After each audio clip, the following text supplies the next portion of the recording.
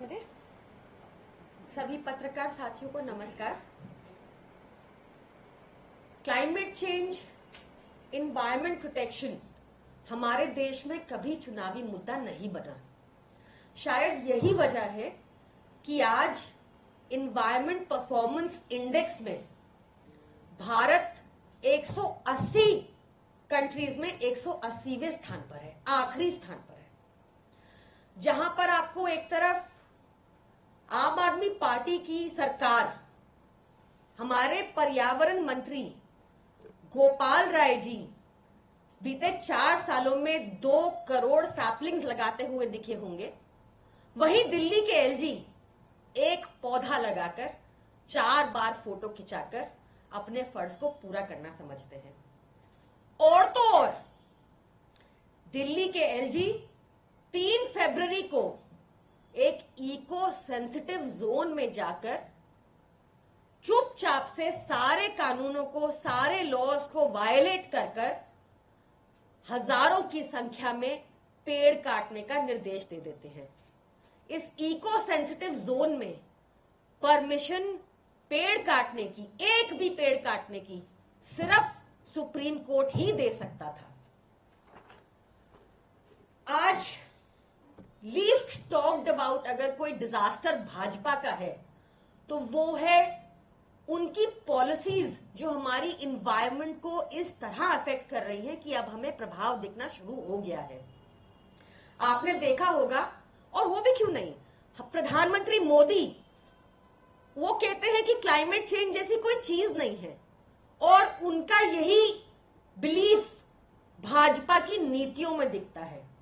आपको याद होगा, गोवा में इन्होंने नारियल के पेड़ को घास डिक्लेयर कर दिया ताकि उसकी कटाई इजीली हो जाए, मैदान के मैदान साफ हो जाए, इनके नेताओं का टिम्बर का व्यापार चल जाए।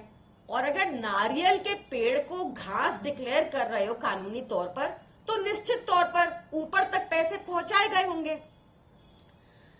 आप देखिए, चाहे गुड़गांव का अरावली हो, चाहे मुंबई का आरे हो, चाहे छत्तीसगढ़ का हसदेव हो, इन्होंने जंगल के जंगल काट दिए ताकि इनके पूंजीपति मित्रों को कौड़ियों के भाव जमीन मिल जाए। कोई उनको मतलब नहीं कि इसका हमारी इन्वायरमेंट पर क्या असर पड़ेगा। इन्होंने कितने ही बोर्ड्स हैं हमारे देश में जहां पर इंडिपेंडेंट लोगों को बिठाया जाता था कोई भी प्रोजेक्ट से इन्वायरमेंटल क्लियरेंस लेने के लिए। इन्होंने अपनी फ्लॉप नीतिस के तहत उन इंडिपेंडेंट्स को हटा दिया ताकि इनको कोई रोकने वाला ना हो।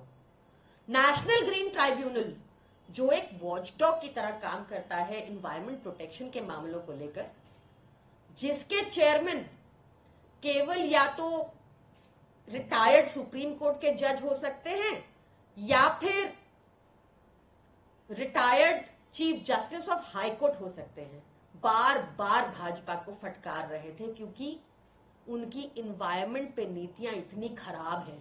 भाजपा ने क्या किया, एक मनी बिल के रूट के थ्रू उन्होंने ऐसे संशोधन किए कि अब चेयरमैन सिर्फ एक ऐसी कमेटी अपॉइंट करे जिसमें 4 लोग भाजपाई हो।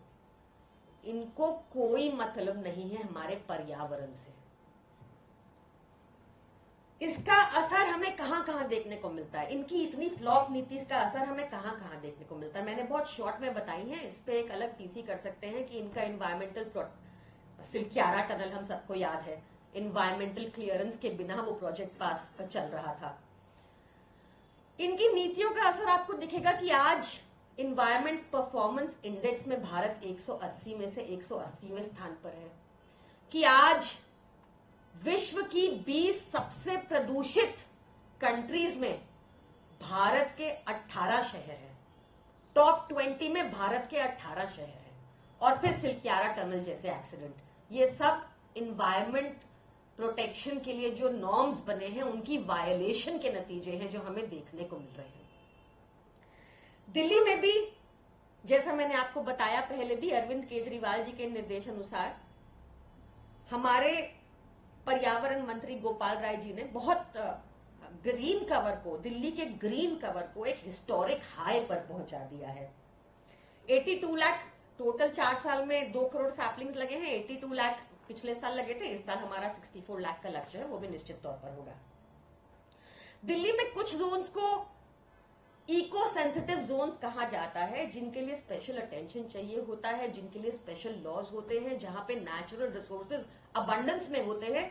तो यहां पर एक भी पेड़ काटने को पहले एक बोर्ड होता है, रिज मैनेजमेंट बोर्ड होता है, वहां पर पक्ष रखा जाता है पेड़ काटना क्यों जरूरी है। इनकी रिकमेंडेशंस आगे एक एम्पावर्ड कमिटी को जाती है, फिर ये रिकमेंडेशन सुप्रीम कोर्ट जाती है और सिर्फ सुप्रीम कोर्ट परमिशन दे सकता है इको सेंसिटिव जोन्स में पेड़ काटने के लिए, जिनमें एक इको सेंसिटिव जोन है सतबरी, जहां पर एलजी साहब गए और 1100 से अधिक पेड़ काटने का निर्देश दे दिया बिना सुप्रीम कोर्ट के अप्रूवल के।